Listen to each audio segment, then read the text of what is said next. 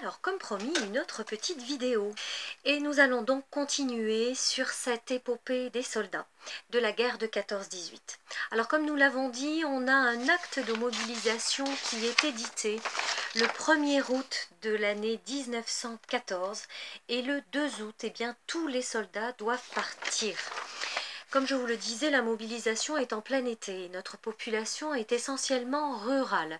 Nous avons donc des hommes qui travaillent dans les terres. C'est la période des moissons. Et à ce moment-là, on entend les cloches sonner, les cloches qui font que les soldats comprennent que la guerre est déclarée, qu'il faut rentrer et qu'il faut partir. Alors, chacun va être attribué dans un régiment du département dans lequel ils vivent pour pouvoir être envoyés, mais ils ne savent pas exactement où ni quand. Donc ces soldats-là vont partir en groupe, souvent. Ils vont partir avec d'autres hommes du même village, parfois l'instituteur, le curé, le médecin. Ils partent ensemble et ils sont, comment dirais-je, motivés parce que le sentiment patriotique est vraiment très important à l'époque. C'est un devoir de servir la France et on sait très bien que si on est appelé, il faut remplir sa mission, sa tâche et il faut partir. Donc ça c'est vraiment quelque chose d'important. En plus, les hommes à cette époque-là pensent que la guerre va être vraiment courte. Tout le monde le pense. On se dit que c'est histoire d'une ou deux batailles et que ce sera réglé, qu'on va vaincre les Allemands de manière très très facile et que la guerre sera vraiment très courte. Il n'en sera rien. C'est une guerre terrible qui va durer 4 ans et au cours desquels il va y avoir des événements dramatiques pour ces soldats-là. Donc ces soldats, eh bien, une fois qu'ils partent généralement en train.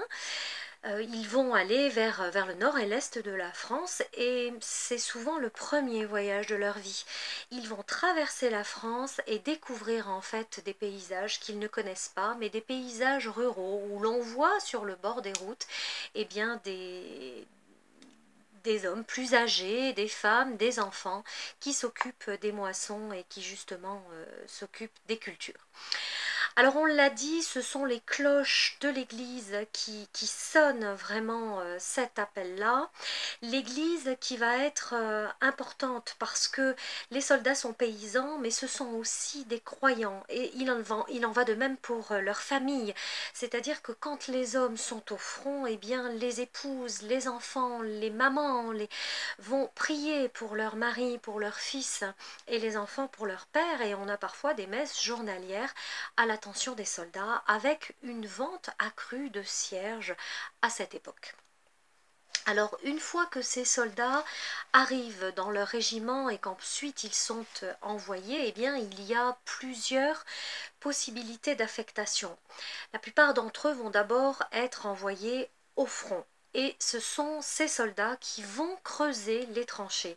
Donc des champs de blé aux champs de bataille, en fait, il n'y a qu'un pas. Et ce sont nos soldats, nos paysans qui vont servir vraiment de chair à canon. Donc cette guerre-là commence, on abordera tout un tas de thématiques tout au long de ce travail. Les conditions de vie avec le climat, l'hygiène justement au front, l'attente entre les combats qui étaient très longues et donc qui a poussé les soldats à imaginer des occupations. Le quotidien au front, c'est aussi les corvées, entretenir les tranchées, vider l'eau, parce que quand il pleuvait beaucoup, eh bien, ces tranchées se remplissaient d'eau et devenaient extrêmement boueuses. Alors paradoxalement, il y a aussi ce que l'on appelle aujourd'hui des loisirs, c'est-à-dire des moments où les soldats vont vraiment pouvoir avoir du temps pour se faire plaisir. On fait du sport. Lors des sorties, des permissions, eh bien, on va au théâtre, on écoute de la musique. On abordera le thème de la nourriture et des repas avec les colis, les ravitaillements qu'envoyaient les familles. On abordera aussi beaucoup la correspondance. Ça, c'est ce qui est vraiment intéressant parce que dans ce projet, au cours duquel on a collecté pendant une année des correspondances de différents soldats locaux, eh bien, on a pu découvrir des tas de choses sur des sujets complètement divers et variés et des choses parfois très émouvantes de maris qui écrivent à leurs épouses ou à leurs enfants. à leurs parents, enfin on découvrira tout ça. On a aussi un support très important d'imagerie par exemple, parce qu'on a acheté des cartes postales à l'époque, c'était des cartes essentiellement. Et puis on aura des éléments concernant la poste de l'époque, puisqu'on avait une exonération du timbre-poste pour les services militaires, aussi bien dans un sens que dans l'autre. Les soldats qui envoyaient leur correspondance n'avaient pas à payer de timbre, et les familles qui écrivaient à un soldat n'avaient pas à payer d'affranchissement non plus. On abordera la thématique de la famille. Comment est-ce que la famille vit après le départ des soldats? Comment est-ce qu'on se réorganise? Parce que à partir de ce moment-là, la place de l'homme, de la femme vont changer, et même le rôle des enfants. On abordera la camaraderie au front, puisque eh bien, les soldats se créent une nouvelle famille en fait, c'est l'autre famille, les soldats au front. Et puis on parlera évidemment des offensives et des combats, qui est un sujet qui a été beaucoup plus traité. Et enfin, et malheureusement, du deuil pour certains d'entre eux. Là, nous avons des exemples très précis de soldats qui écrivent une carte juste après avoir été blessés, en sachant que leur vie est engagée et qu'ils ne s'en sortiront pas. Ils écrivent donc à leur famille, à leurs enfants parfois. Et puis nous avons aussi retrouvé le portefeuille d'un soldat qui a été mortellement blessé à la guerre, et avec une balle qui a en fait transpercé un portefeuille qui était au niveau du cœur, un portefeuille dans lequel il y avait les papiers du soldat, les cartes postales et les lettres que les soldats gardaient très précisément.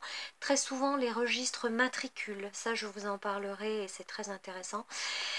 Et donc on a ce portefeuille qui est maculé de sang sur les papiers, et c'est vraiment très très émouvant. Donc voilà un petit peu pour toutes ces thématiques-là.